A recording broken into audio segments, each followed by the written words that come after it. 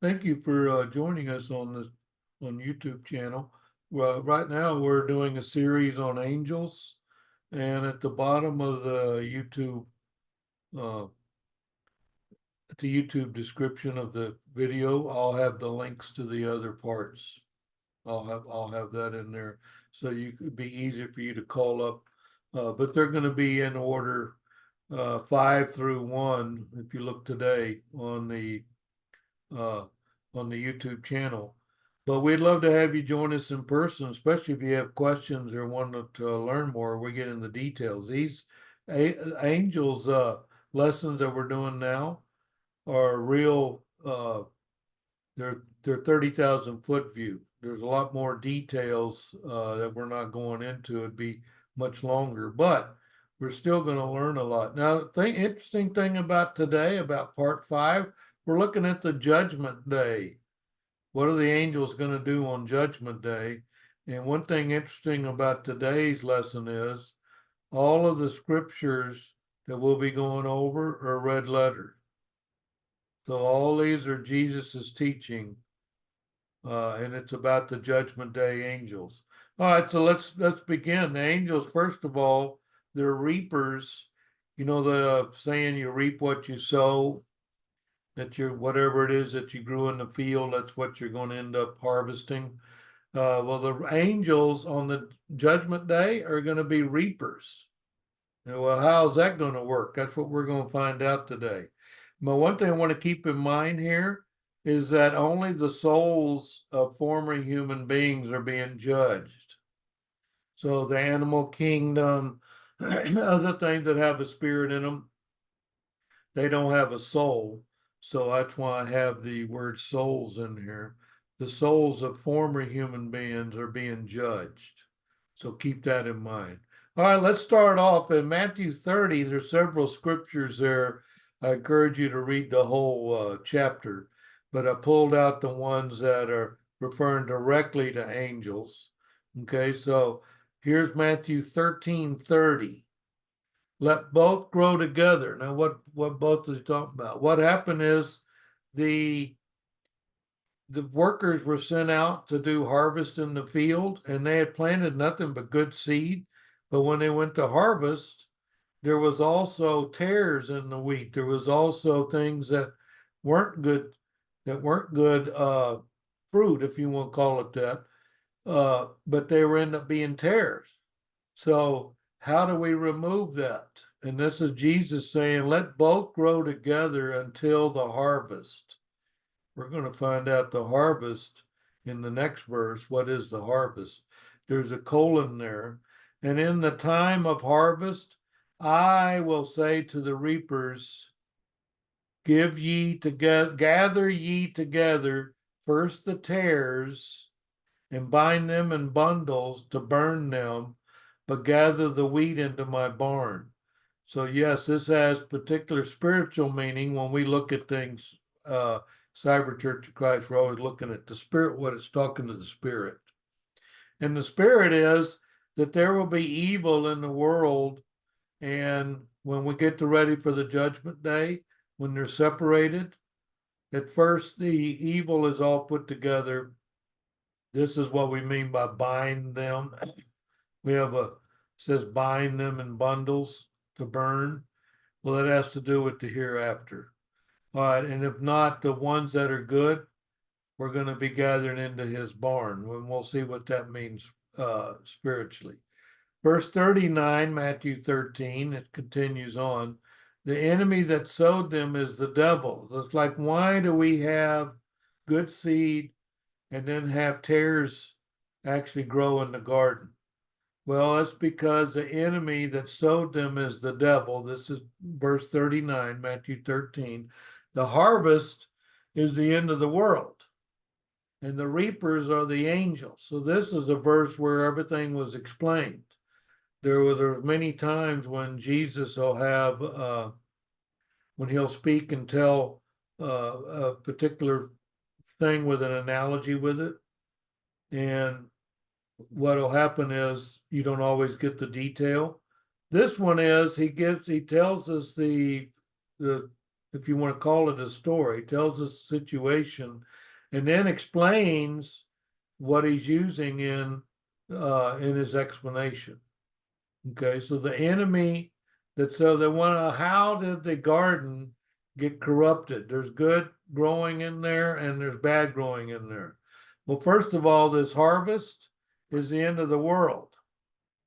That's one thing he's explaining there. Oh, so you're talking about the evil is going to live with the good, and then at the end of the world they get separated? Yeah, exactly what he's talking about. And the harvest is at the end of the world, and the reapers are angels. So that's how we came up with the angels or reapers, is because it came right out of the scriptures, Jesus teaching.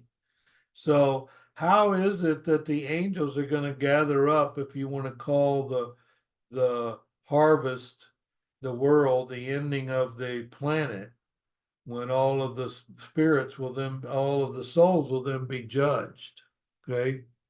So Jesus was speaking parables sometimes, and you don't get the explanation. Here we have a parable with the explanation saying, hey, the reapers are the angels. And he's going to say directly to the reapers, we saw this in verse 30, I will say to the reapers, gather ye together first the tares. So well, I thought that's interesting. You're getting the bad together first. Yeah, but getting the bad together, and then the good, go ahead and store that because I'm going to use it. That's why it's in the barn. All right, let's look at verse 49. Same chapter. We're going to look at 49 and 50 of Matthew 13. So shall it be at the end of the world. The angels shall come forth and sever the wicked from amongst the just. And you go, well, I thought Jesus came down and did all of the separating and waking up those that are asleep in the waiting place. Well, not according to these verses. These verses are that Jesus will send them, and then the angels will be doing the harvest. Okay, well, I thought the angels were just living in heaven and looking down on us. Well, no, we learned in the previous 4 lessons that angels have work to do on here on planet Earth, that they existed before the creation. They had things to do during our time here on planet Earth. And then after the creation's over, after the end of the world, here we have the angels still doing things. So when we did find out on angels is they're active, that the angels are active. So they're not asleep in the hereafter. Whereas when our spirit leaves our body, we want to be asleep in one of the resting places, awaiting for this reapers. Now, let me mention this. I'll hear this from a fellow man. They'll use the word rapture. And I'll go, well, you do know the word rapture is not in the Bible. And they'll go, well, no, I didn't know word rapture wasn't in the Bible. No, the word rapture is in the Bible. But are you talking about this reapers? Yeah, there's a reapers deal at the end where the angels are reapers, and then they're going to separate the tares from the wheat.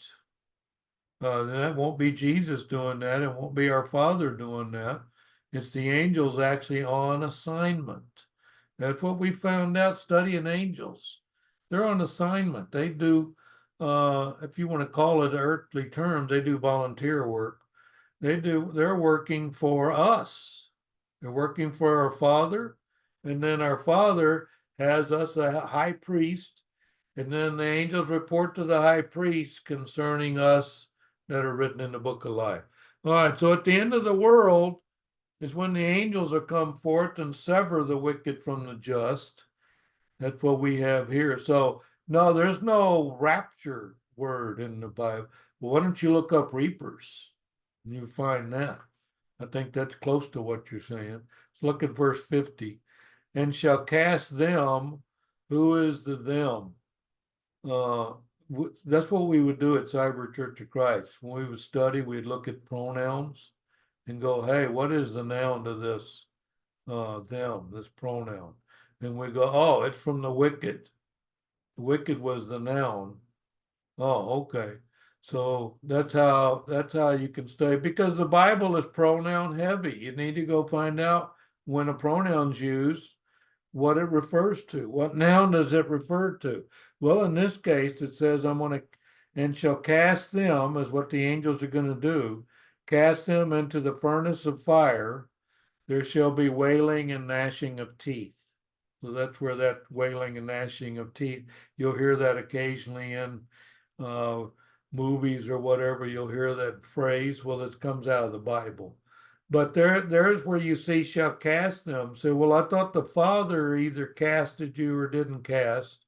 Well, in this case, the power is given to the angels to cast. So not only are they going to reap, those of you interested in called the rapture, the angels are going to reap, they're going to separate. How do they know who to separate? Because they recognize the tares in the field. They went and told the master that, hey, yeah, we can do the harvest, but did you know we planted all good seed and then there's tares? Well, how did you recognize that? They recognize that from knowledge. And now it says, hey, not only that, I'll give you the power to separate them in the end. Okay, now let's look at the next verse, different chapter. Chapter 24, Matthew 24, 31. Jesus speaking, like I said, all these are red letter today. Matthew 24, 31. And he shall send his angels with a great sound of a trumpet, and they shall gather together his elect from the four winds, from one end of heaven to the other. Well, that's interesting. Let me look at that verse for a second. First of all, you told me about looking at pronouns. Yeah. So who is this he? Oh, that's Jesus. He's been given the instruction that the world's going to end. We're going to be opening the book of life. Well, he will send his angels until we find out. So there you go. There's two pronouns right there. Two angels with a great sound of a trumpet, and we find out that there's an angel that actually blows the loud trumpet at the end. When, as soon as they're getting a signal from our Father that the world ends, then this all kicks in. They're already waiting for this to happen. But we don't know when the final day is. The angels don't know. Even our high priest doesn't know. That's for the Father only. All right, so he's going to send his angels with a great sound of a trumpet, and so now we're talking angels, that pronoun, shall gather together his elect. Well, his would be back to Jesus, would be back to the Lord, the one that's in charge of the spirits that are known of God. They're the ones that have actually answered the calling. You want to know what the called is and the calling? There's a link down at the bottom of this too that tells you how to call on the name of the Lord. That's actually how you get in the kingdom. That's how you become something called the elect. Okay. So you got his elect. They shall gather together his elect from the four winds, from one end of heaven to the other. What does that mean? Well, because they're in waiting places.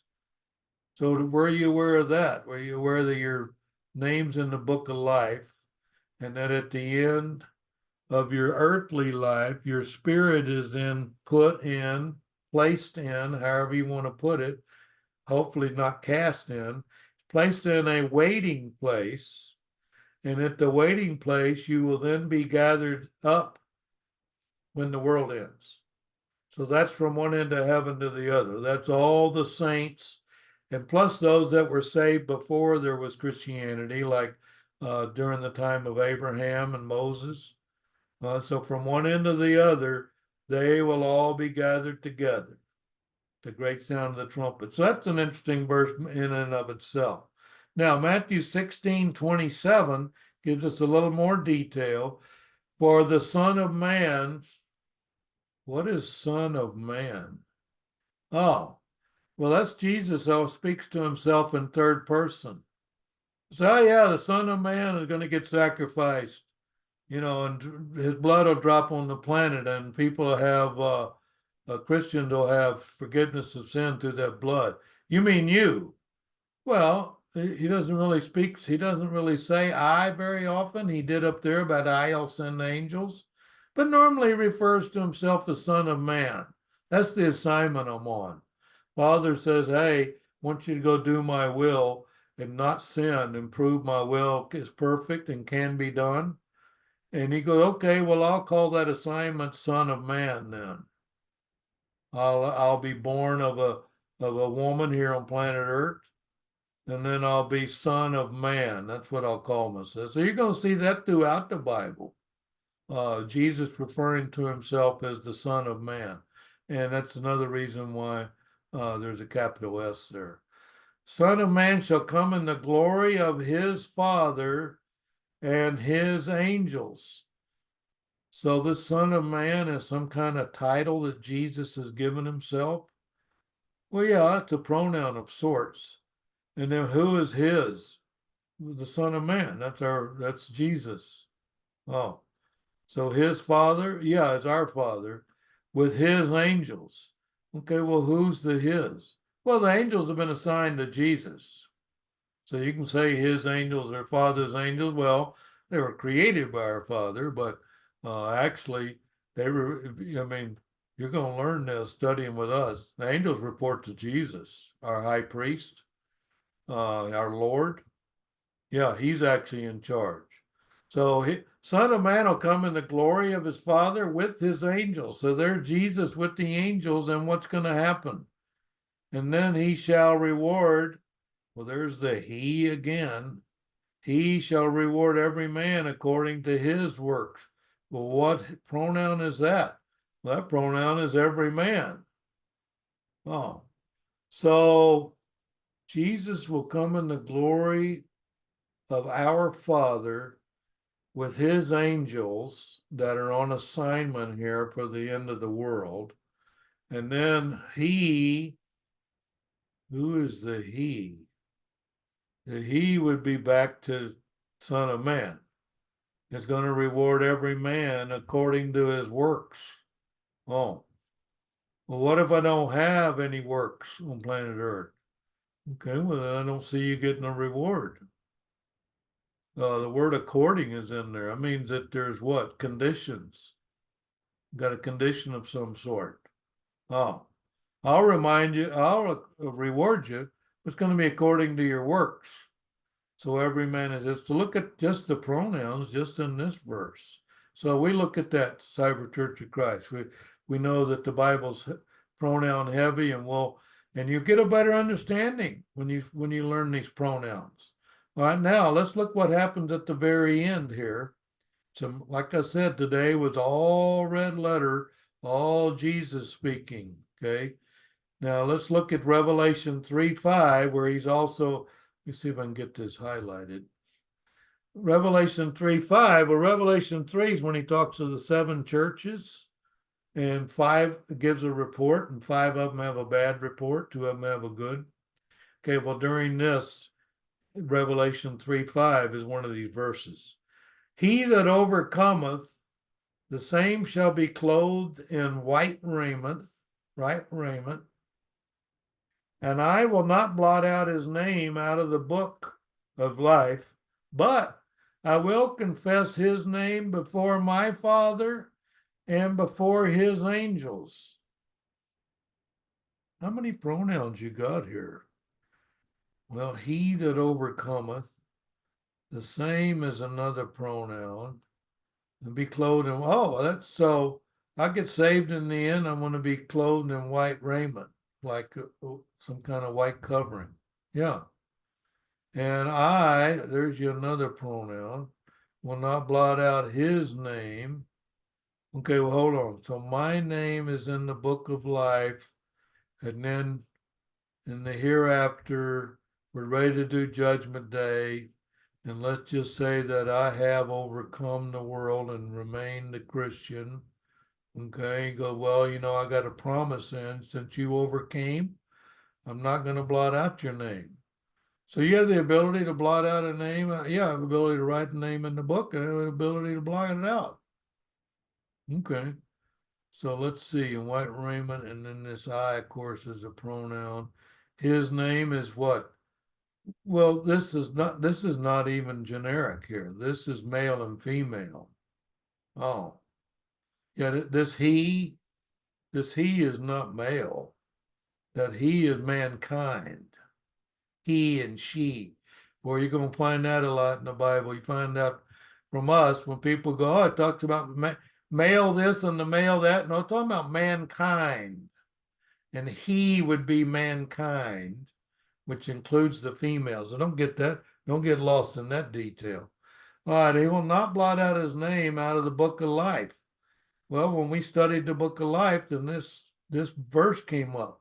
Well, yeah, this verse has a lot of different topics. We find that all the time. We'll have a verse we'll study, have 4 or 5 topics in it. So when you're studying that topic, that verse keeps showing up. This happens to be the book of life. But I will confess, wow, he's going to be saying something. His name, okay, well, this is the he that overcometh. Yeah, that's going to be clothed in white raiment, correct. And this is the his name. Yes, this is the his name. Before my Father, well, there's yet another pronoun. My Father, and there's yet another pronoun, his angels. So you may not get judged in the end. My name's found in the book of life. We open it up, and then there's a book of works. Hopefully, there's a line item in there. And in the book of works, and then he goes, oh, this person I'm going to confess before our Father in heaven and before his angels. So the angels are there at the judgment day? Well, yeah. We just studied today. They're going to get sent. They're going to be going by doing what? Well, they're going to be reaping what a lot of the world calls the rapture. The word rapture is not in there. Look at the word reap. And so they're going to be reaping. And then they have a lot to do. Not only that, they're going to hear the confession.